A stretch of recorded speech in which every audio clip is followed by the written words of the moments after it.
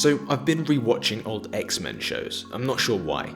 Maybe in anticipation of mutants finally making it into the MCU, although that's still years away really. And I decided to start with X-Men Evolution, probably because of all the X-Men TV stuff over the years. I think I've watched the most of Evolution in the past, and now that I'm watching it again, it's a bit odd. Good odd, mostly, but odd. I'll explain why, but first I think I should give a quick overview of what this show was about. In a nutshell, it was X-Men, but in school.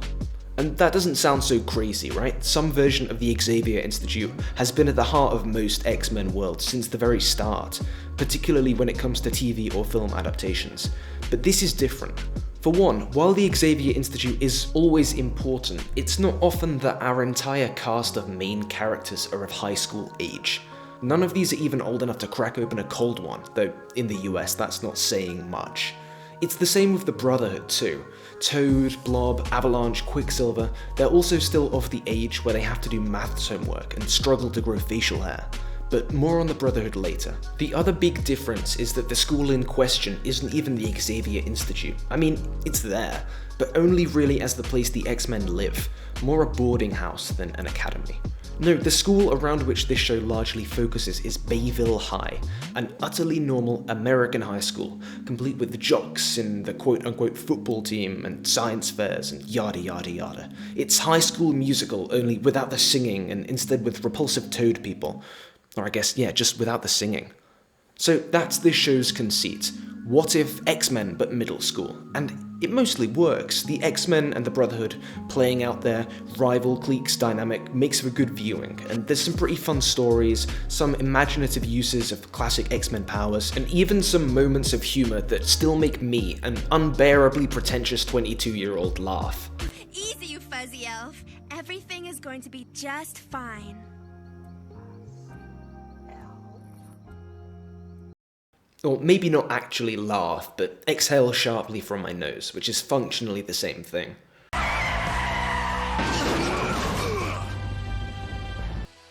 What the heck are these? Re-entry cushions.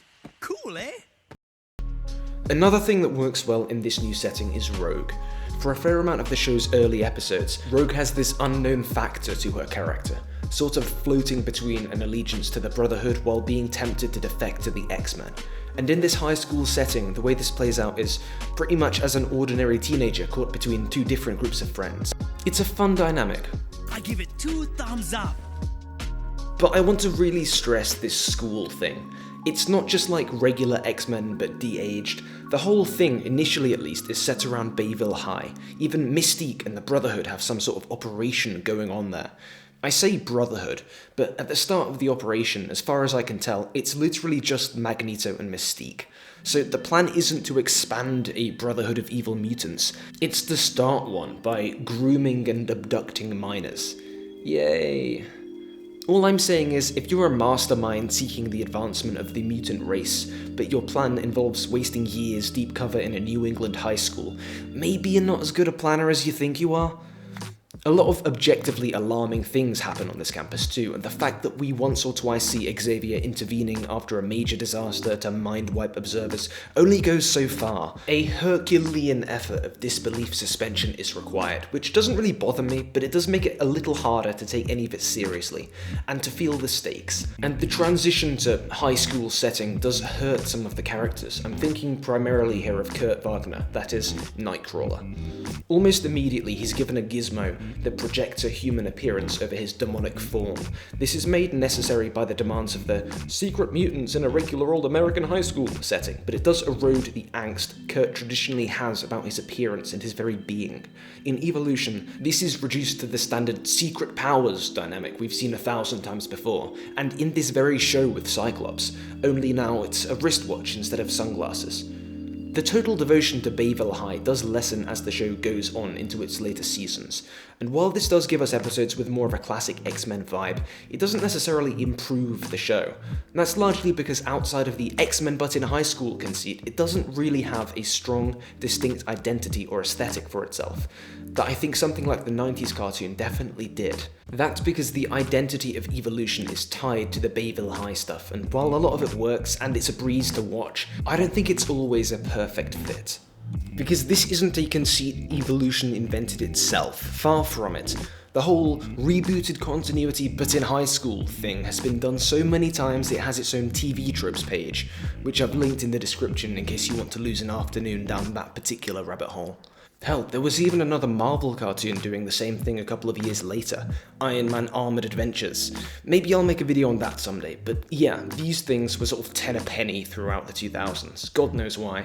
I have a personal pet theory that it was a response to the blinding success and pop cultural dominance exerted by Harry Potter, before we realised J.K. Rowling was a TERF. But this also speaks, I think, to the larger way this show feels stuck in the early 2000s. This is maybe shown best in the dialogue and slang the kid characters use. Some of this has not stood the test of time. That Rara Riley a friend of yours? 'Cause, I had nothing to do with what happened out there in the sandpit. The voice acting is fine mostly though, it's just, the words they say. That being said, I don't think any of these voice actors do such a good job that they become the defining voices for these characters, but I guess that's a pretty high bar. I do like the performances of Cyclops and Jean Grey in particular though, and Nightcrawler's voice is pretty fun too, even if it sounds like the actor's never so much as seen a Bratwurst, let alone heard a German person talk. The music though, let's just say it's of its time as well. Here's an example.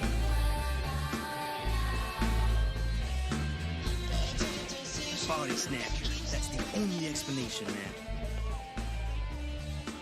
I close my eyes and it's like I'm a toddler again, hearing Avril Lavigne and Nickelback on the radio. The theme song is also extremely early 2000s.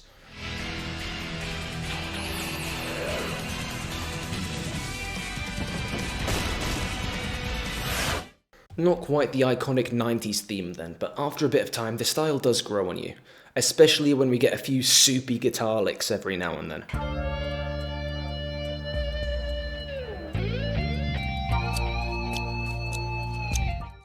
Because it's not bad at all, just sounds like the audio equivalent of Frosted Tips, flip phones, and the Iraq War. But I do want to talk a little bit about adaptation. What kind of move is that? Innovation. Adaptation. No, not that kind of adaptation. I mentioned earlier that with the MCU take on the X-Men surely fast approaching, I've been keeping an eye open in these old shows for aspects the films could pick up and run with. I think it's only natural to wonder about this. After all, cartoons like this often provide elements which are later spun off into comics, film, and other media. The biggest example is probably Harley Quinn, invented for the Batman animated series and now one of DC's biggest and most recognisable names. Though, I guess having her played by Margot Robbie doesn't hurt. Personally, I think there's a lot to gain from comic book movies looking to their small screen predecessors for inspiration. It's something I've brought up from time to time during my videos on Avengers Earth's Mightiest Heroes. Link to that on screen now if you're curious. But here's the thing, I think compared to that show, compared to the Batman animated series, even compared to the other X-Men cartoons, Evolution offers less ideas that could be translated into the MCU or similar films, because so much of the identity of this show, the things it does well with these stories and characters, they're all tied to this high school setting, which presumably won't be present in the next slate of X-Men films, or X-People films. The big exception to this, though, is X-23, the teenage female Wolverine created for this show. It has since popularly crossed over into the comics, as well as the Fox X-Men series being a big part of Logan. I think if we ever do see any elements of Evolution on the big screen again, it's likely going to be her, which I'm more than happy with, especially if there's a way to bring back Daphne Keane in the role. But yeah, apart from this, I think most of X-Men Evolution will probably stay in the early 2000s. And that's not a bad thing, it's just a thing. Which suggests itself when looking back at this show today. It wasn't inevitable either. I do think, had Evolution managed to fit these characters and stories more fully into this high school reboot trope, that this interpretation of X-Men could have had a bit more cultural stopping power. Remember what I said earlier about Nightcrawler, how this setting sort of sands down the particularity of that character to fit this specific generic mold. I think that's the tip of an iceberg which explains exactly why this setting and this show doesn't really capture the heart and soul of this franchise in the way that the original comics did or the first few movies or even the 90s cartoon. You see, you're probably aware of this already, but the X-Men from their very origin were always a metaphor for the marginalized and ostracized members of society. Originally, back in the 60s, mutants were a race relations metaphor, lambasting the small-mindedness of bigots opposed to civil rights and all that. With the start of the Fox X-Men franchise, this focus was shifted to the queer community. Have you tried not being a mutant? This isn't speculation, this has openly been said by people who worked on these films. The metaphorical quality is always present in the best versions of the X-Men story, and to leave it out is to eschew perhaps the greatest driving force behind faithful and successful renditions of these characters. And I think this dimension is a bit of a mess in Evolution, and that this is a reason that this reboot never worked quite as well as it could have. Because a high school setting is the perfect place to explore ideas like these, especially if Evolution wanted to take a similar route to the Fox movies and pick up the LGBTQ+ allegory. Where else but a school could you depict the stage of someone's life where they realise that they're different from their peers, and their journey to understanding that this difference isn't a bad thing and can even be a gift? There are some moments in Evolution that suggest they're shooting for this sort of thing. Forget about him. This is about you. You and your wonderful new gift.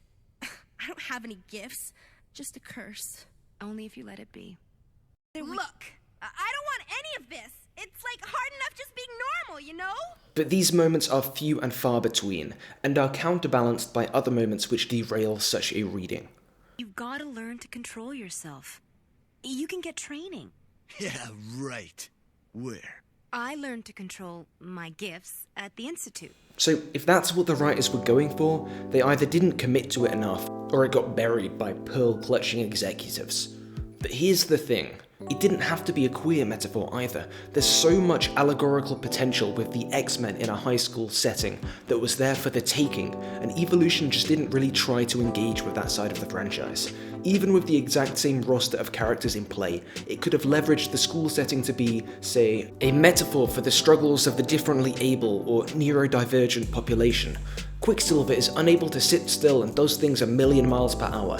That could become a metaphor for ADHD. Cyclops' mutation is almost straightforwardly a disability anyway, and I'm ready for a representation of Fred Dukes, aka the Blob, which is cognizant of weight issues, eating disorders, and fat phobia in a way that this version clearly isn't. Stop laughing at me!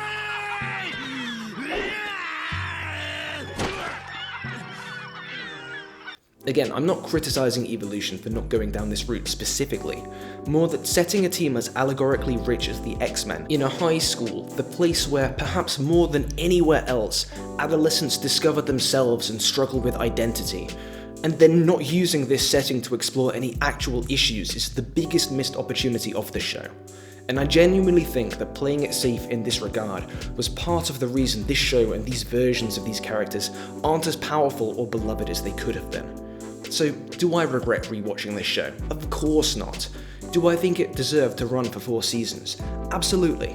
But maybe it was never meant to be anything more substantial, nearly 20 years on, than a fondly remembered curio of a bygone era. Maybe X-Men Evolution will be forgotten as the years go by, but maybe not. Maybe against all odds, Feige and co use it as the blueprint for the MCU's mutants. Either way, it's a mixed bag, but a really interesting one nonetheless. I don't expect I'll talk much about this show on the channel, unless there's a particular demand for it, but let me know if this take is sacrilegious or if you agreed. But some of the creative team that worked on parts of the show went on to work on another X-Men show a couple of years later, and maybe that one will pop up sooner or later. I really appreciate anyone who stuck this one out. No idea how long it's going to be, but it's definitely the longest script I've done so far. God knows how long it'll take to edit, especially since I'm currently using a cheap laptop with a very intermittent internet connection. That's also why my voice might sound a little bit off, but thanks for watching if you have made it, and I hope this video has been an interesting one for you. See you soon.